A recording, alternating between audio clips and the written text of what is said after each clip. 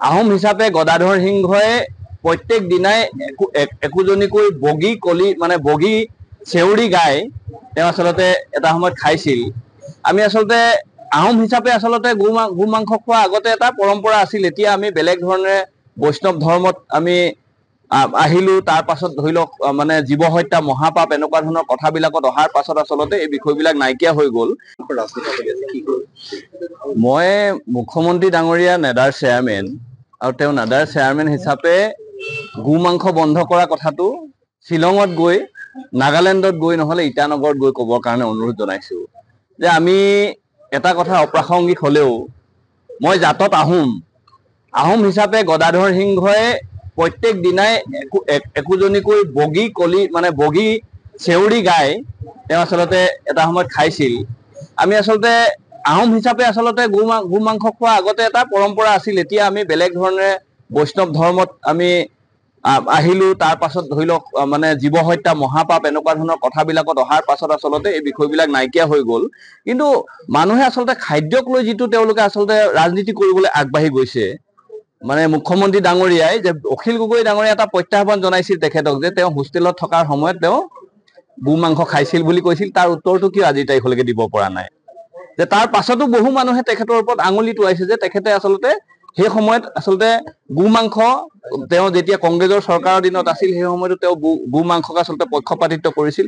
এতিয়া অতি হিন্দু অতি বিজেপি দেখাবলৈ গৈ আচলতে যোগী আদিত্য নাথৰ এটা সমপৰ্যায়ৰ নেতা হবলৈ গৈ আচলতে তেওঁ এনেকুৱা ধৰণৰ কিছু বিতৰ্কত আহিব বিচাৰে। আৰু আমি ভাবো যে অসমত বসবাস কৰা প্ৰতিটো জাতি জনগোষ্ঠী হিন্দু মুছলমান খ্ৰীষ্টান জৈন আহোম চুতীয়া কোচ কছাৰী আমি সম্প্ৰীতিৰে বসবাস কৰিব বিচৰা অসমখনত শংকৰদেৱে মানে সৰ্জন কৰি থৈ যোৱা শংকৰদেৱে সৃষ্টি কৰি থৈ যোৱা সমাজখনত আমি একতাৰে বাস কৰিব বিচাৰো।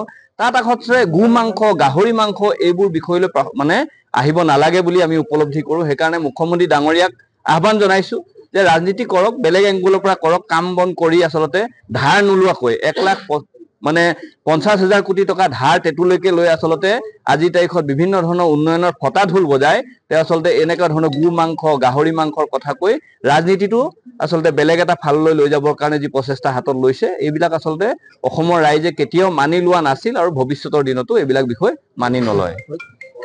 আহোম হিচাপে গদাধৰ সিংহই প্ৰত্যেক দিনাই একোজনীকৈ বগী কলি মানে বগী চেউৰি গাই তেওঁ আচলতে এটা সময়ত খাইছিল।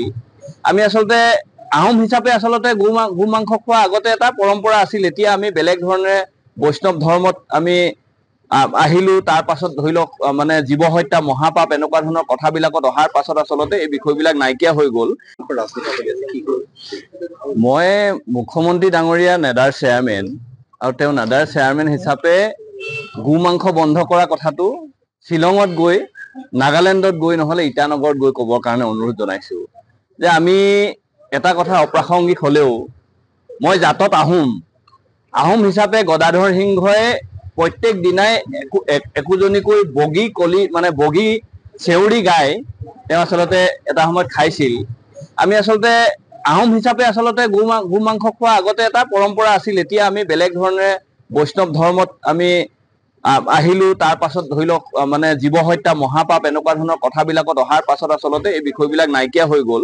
কিন্তু মানুহে আচলতে খাদ্যক লৈ যিটো তেওঁলোকে আচলতে ৰাজনীতি কৰিবলৈ আগবাঢ়ি গৈছে, মানে মুখ্যমন্ত্ৰী ডাঙৰীয়াই যে অখিল গগৈ ডাঙৰীয়াই এটা প্ৰত্যাহ্বান জনাইছিল তেখেতক যে তেওঁ হোষ্টেলত থকাৰ সময়ত তেওঁ গো মাংস খাইছিল বুলি কৈছিল। তাৰ উত্তৰটো কিয় আজিৰ তাৰিখলৈকে দিব পৰা নাই?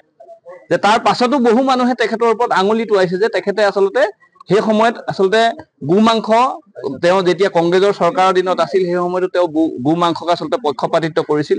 এতিয়া অতি হিন্দু অতি বিজেপি দেখাবলৈ গৈ আচলতে যোগী আদিত্য নাথৰ এটা সমপৰ্যায়ৰ নেতা হবলৈ গৈ আচলতে তেওঁ এনেকুৱা ধৰণৰ কিছু বিতৰ্কত আহিব বিচাৰে। আৰু আমি ভাবো যে অসমত বসবাস কৰা প্ৰতিটো জাতি জনগোষ্ঠী হিন্দু মুছলমান খ্ৰীষ্টান জৈন আহোম চুতীয়া কোচ কছাৰী আমি সম্প্ৰীতিৰে বসবাস কৰিব বিচৰা অসমখনত শংকৰদেৱে মানে সৰ্জন কৰি থৈ যোৱা শংকৰদেৱে সৃষ্টি কৰি থৈ যোৱা সমাজখনত আমি একতাৰে বাস কৰিব বিচাৰো।